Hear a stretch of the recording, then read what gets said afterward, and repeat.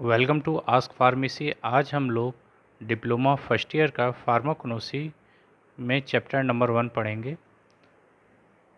फार्माकोनोसी। फार्माकोनोसी क्या है?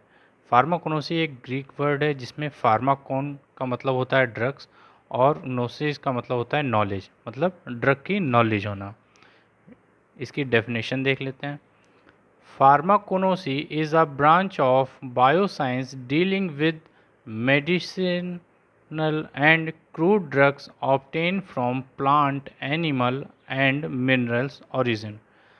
फार्माकोनोसी जीव विज्ञान की वह शाखा है जिसमें प्रकृति से प्राप्त औषधियों तथा पौधों, जानवरों एवं खनिज मूल से प्राप्त की जाने वाली ड्रग्स के बारे में स्टडी करते हैं।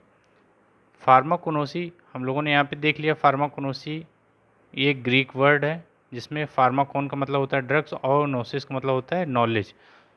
ऐसी फार्माकोनोसी में ऐसे मतलब जो ड्रग्स हैं उनकी नॉलेज के बारे में, और जो क्रूड ड्रग्स हैं, क्रूड ड्रग्स जो एक नेचुरल फॉर्म में ड्रग्स होती है या रॉ फॉर्म में ड्रग होती है जो हमें नेचुरल ओरिजिन से मिलता है, प्लांट, एनिमल और मिनरल्स, ये होते हैं हमारे crude drugs. Pharmacognosy, history of pharmacognosy. Pharmacognosy का इतिहास औषधि के क्षेत्र में काफ़ी पुराना है। पेपिरस एबर्स जो 60 फीट लंबा और 1 फुट चौड़ा है, यह एक प्रसिद्ध स्क्रॉल है जिसमें 700 विभिन्न दवाएं हैं। स्क्रॉल का मतलब एक रोल टाइप का एक ग्रंथ है ये, जिसमें मेडिसिन्स के बारे में 700 विभिन्न दवाइयों के बारे में है लिखा हुआ है। यह 60 फीट लंबा और 1 फुट चौड़ा है। ये फार्माकोनोसी की हिस्ट्री है दोस्तों। गैलेन ये पहले फार्मासिस्ट थे ने दर्द से राहत के लिए कई चीज़ें अफीम सहित का उपयोग किया। ये पहले फार्मासिस्ट गैलेन थे जिन्होंने दर्द के लिए कई दवाओं का उपयोग किया जिसमें अफीम भी शामिल होती थी। दोस्तों ये हैंड राइटिंग बुक्स नोट्स हैं, इसमें केवल वो पॉइंट हैं जो जो आपके एग्ज़ाम के पॉइंट ऑफ व्यू से और जो ज़रूरी हैं लिखने में। बाकी आप कोई भी बुक में देखोगे उसमें बहुत सा हिस्ट्री है, बहुत ज़्यादा लिखा है कि पहले ज़माने में कैसे कहाँ पे पेड़ पौधों का उपयोग करते थे, तो वो सभी जगह है। चीन, भारत और भी कई ऐसे देशों के नाम हैं जहाँ पे पेड़ पौधों, पत्तियों से, मिनरल से, इनसे उपचार किया जाता था, ट्रीटमेंट किया जाता था। तो हिस्ट्री में मैंने वो पॉइंट लिखे हैं जो ज़रूरी हैं और एग्ज़ाम के पॉइंट ऑफ व्यू से लिखना उनको सही समझा मैंने।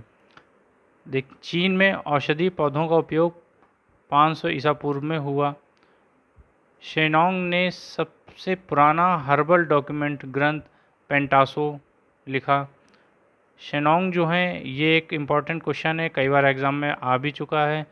पेंटासो जो एक डॉक्यूमेंट था जिसमें मेडिसिन्स के बारे में लिखा था, हर्बल डॉक्यूमेंट था, ये इन्होंने लिखा था। भारत में चरक ने औषधि पौधों को प्रत्येक समूह में 50 जड़ी बूटियों में बांटा था। भारत में चरक और सुश्रुत ये दो जो है मेन थे जिन्होंने औषधीय दवाओं के बारे में बताया, पेड़ पौधों में कौन कौन से औषधि तत्व मौजूद होते हैं। तो उसमें पहले जो हैं हमारे चरक हैं, जिनसे चरक संहिता भी जानी जाती है। इन्होंने 50 जड़ी बूटियों में बांटा था प्रत्येक समूह को। दूसरे हैं सुश्रुत ने 7 समूहों में 760 जड़ी बूटियों को विभाजित किया था। इस प्रकार आयुर्वेद प्रसिद्ध ग्रंथ चरक संहिता और सुश्रुत संहिता के नाम से आया। भारत में जब है आयुर्वेदिक प्रसिद्ध ग्रंथ आया था तो चरक संहिता और सुश्रुत संहिता से ही आया था। 19वीं शताब्दी में मैटेरिया मेडिका शब्द का उपयोग इस विषय के लिए किया जाने लगा जिसे फार्माकोनोसी के नाम से जाना जाता है। 19वीं शताब्दी में जो है मैटेरिया मेडिका नाम शब्द का उपयोग किया जाने लगा जो फार्माकोनोसी के नाम से जाना जाता है।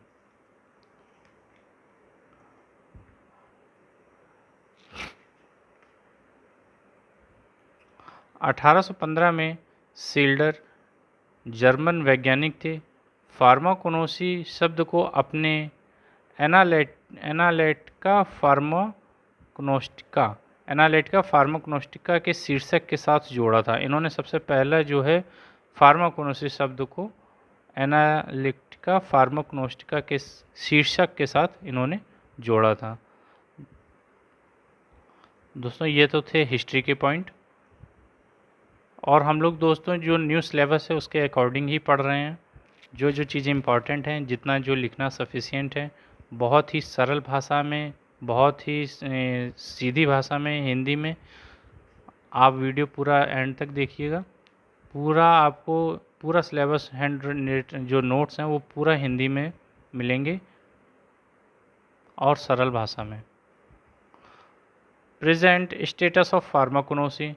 वर्तमान समय में लोगों ने यह अनुभव किया कि प्राकृतिक रूप से प्राप्त होने वाली औषधियों का उपयोग सुरक्षित तथा कम खर्च वाला है। ये बिल्कुल इसमें कोई कहने वाली बात ही नहीं है कि जो नेचुरल सोर्स से जो ड्रग्स या जो भी प्रोडक्ट यूज़ होते हैं वो एक तरीके से पूरी तरीके से सुरक्षित होते हैं, क्योंकि उसमें कोई भी ऐसा केमिकल नहीं होता है जो हार्मफुल हो। इसके फलस्वरूप फार्माकोनोसी के विकास में तेज़ी आई। थर्ड पॉइंट है, कुछ पौधे जैसे पोडोफाइलम, लिकोरिस और वेराट्रम को कम उपयोगी मानते थे पहले, लेकिन अब इनका उपयोग अहम हो चुका है। तो ये था इसका प्रेजेंट स्टेटस ऑफ फार्माकोनोसी। अब हम लोग पढ़ेंगे स्कोप ऑफ फार्माकोनोसी। स्कोप ऑफ फार्माकोनोसी, पहला स्कोप है हर्बल मेडिसिन। हर्बल मेडिसिन का उपयोग करने से इनके साइड इफ़ेक्ट बहुत कम या ना के बराबर होता है। हर्बल मेडिसिन को बनाने में फार्माकोनोसी का उपयोग होता है ताकि ड्रग्स की पहचान व उपयोग जान सकें। पहला इसका स्कोप है हमारा हर्बल मेडिसिन में। दूसरा है नोवल मेडिसिन।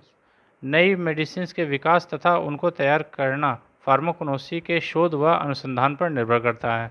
तो जो हमारी फार्माकोनोसी है, यही हमारा हर्बल मेडिसिन को तैयार करना और नोवल मेडिसिन को बनाना, ये इनके स्कोप के अंतर्गत आता है। Third option collection and cultivation. Third में कलेक्शन एंड कल्टीवेशन, ये औषधि के संग्रह व खेती करने, उनके उत्पादन को बनाए रखने में फार्माकोनोसी सहायक है।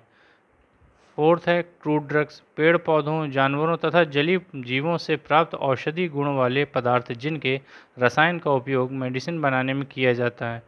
क्रूड ड्रग्स के ऑब्टेन करने में फार्माकोनोसी का जो है हमारा स्कोप होता है। प्लांट बेस्ड ट्रीटमेंट, पौधों पर आधारित रोगों के उपचार करने में फार्माकोनोसी सहायक होती है। ये छोटा सा डायग्राम देखेंगे यहाँ पे, ये इससे आप थोड़ा सा और अच्छे से याद कर लेंगे। फार्माकोनोसी पहला है collection and cultivation, research and development, crude drugs, natural products, cosmetic ये हर्बल प्रोडक्ट में ही आपका जो है आ जाता है। दोस्तों अगर आपको वीडियो अच्छा लगा हो तो प्लीज़ लाइक सब्सक्राइब करें आपके आस्क फार्मेसी चैनल को, और ये हिंदी के नोट्स आपको टेलीग्राम चैनल पे फ्री मिल जाएंगे। टेलीग्राम का लिंक डिस्क्रिप्शन बॉक्स पे मैंने दिया हुआ है, तो आप वहाँ से जाके ग्रुप ज्वाइन कर सकते हैं और वहाँ पे आपको ये हैंड रिटन हिंदी नोट्स आपको फ्री मिल जाएंगे। थैंक यू दोस्तों।